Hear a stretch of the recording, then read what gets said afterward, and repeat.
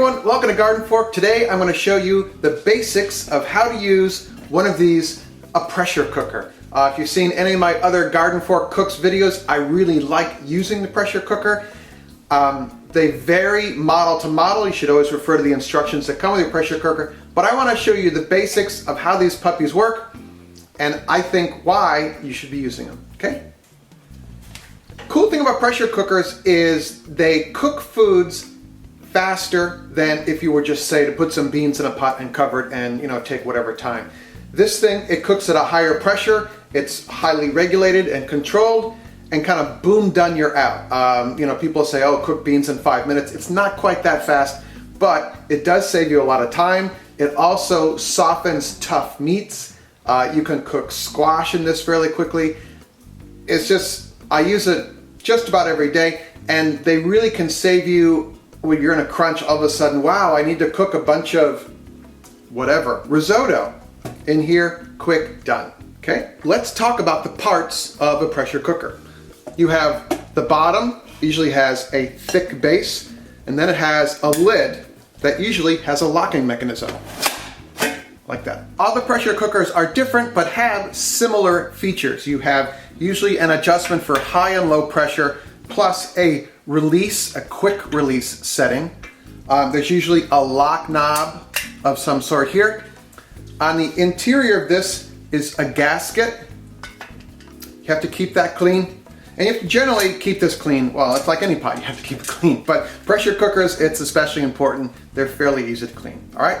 But the top, gasket, some sort of pressure setting device. In here is also a kind of double system pressure relief valve in an emergency, which does not happen. It hasn't happened to me.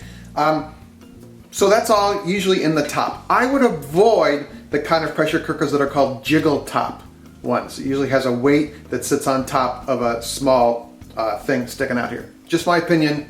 Okay. When you are ready to cook something in your pressure cooker, let's say you're gonna cook some dried beans. You wanna put those beans in your pressure cooker and then cover them with enough water that when the beans are soaked or wet and cooked, they always get bigger. You still want them covered with some liquid.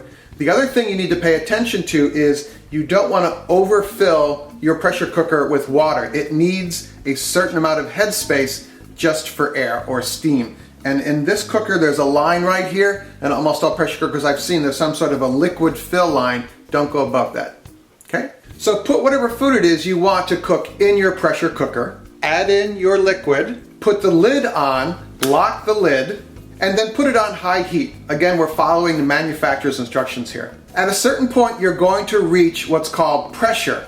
And there are different indicators on different pressure cookers as to what that means. This one, a little pin pops up. At that point, turn down the burner. You want to turn the heat down and maintain that high pressure for whatever the recipe calls for. You don't want the gas being on full high. You don't want a ton of steam spewing out of the thing. You want just a very slight kind of okay? You're maintaining the pressure. It's cooking along. Really nice. When you come to the end of the timed period for cooking your beans or whatever, I do what's called a natural release. I just turn the burner off and I let the pressure cooker sit, and it will slowly come back down to normal pressure, and you can unlock the lid and open it. There's also a quick release feature on almost all pressure cookers. If you want to do that as well, you can cook it a little longer and then do quick release. It lets the steam out and you're ready to go. Be careful when you do that. Put a towel over the top of the pressure cooker is my suggestion, because steam will come out, and make sure it's pointed away from you. Okay?